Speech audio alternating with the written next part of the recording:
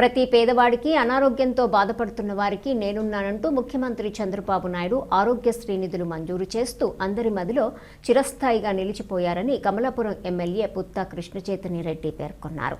ఈ సందర్భంగా ఆయన మీడియా సమావేశంలో మాట్లాడుతూ ఆపదలో ఉన్న వారికి ఆపన్నహస్తం అందిస్తూ కుటుంబంకి అండగా నిలిచారన్నారు.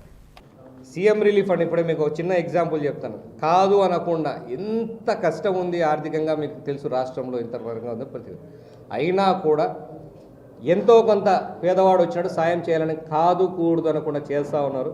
ఒక కమలాపురం కాన్స్టిట్యున్సీకి ఇప్పుడు దాకా 4,20,00,000 రూపాయలు ఇచ్చారు 20 నెలల్లో సీఎం రిలీఫ్ ఫండ్. ఇప్పుడు ఈరోజు ఒక్కరోజు పంచిందంటేనే 34,70,000 రూపాయలు ఇచ్చాం. ఇలా ప్రతి నెలకు 2 సార్లు 3 సార్లు వస్తూనే ఉంది. ఇది కూడా ఒక చిత్తశుద్ధి. ఏంటంటే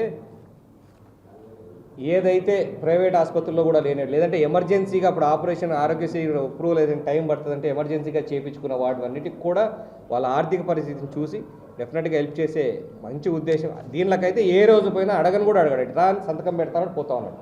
ఇన్ని తెచ్చావు ఏం తెచ్చావు అని కూడా అడగకుండా చేస్తున్నాడు. కాబట్టి ఇవన్నీ కూడా అందరి తరఫున కూడా మరొకసారి ముఖ్యమంత్రికి ధన్యవాదాలు తెలియజేసుకుంటాం. అదే దాన్ని వక్రీకరిస్తే ఏమీ చెప్పలేదు. అందరం కలిసి పనిచేస్తున్నాం. కూటమి ప్రభుత్వం పైనుంచి సెంట్రల్ సపోర్ట్ ఉంది, బాగా ఎట్ అవుతుంది. కాబట్టి ఖచ్చితంగా సెంట్రల్ సపోర్ట్ ఉంది. కూటమి యొక్క ఉద్దేశమే అది. డబుల్ ఇంజన్ సర్కార్ ఉండాలా, పైన వాళ్ళు సపోర్ట్ చేయాలా, కింద మనం ఇంప్లిమెంట్ చేయాలా. మన ఆలోచనలు తగ్గట్టు వాళ్ళు మనకు ఫండ్స్ ఇప్పించే మార్గంలో ఉండాలా. ఏ రాష్ట్రము సాధించలేనటువంటి ఫండ్స్ ఆ కూటమిలో వాళ్ళ సపోర్ట్తో ఖచ్చితంగా మనం చేసాం.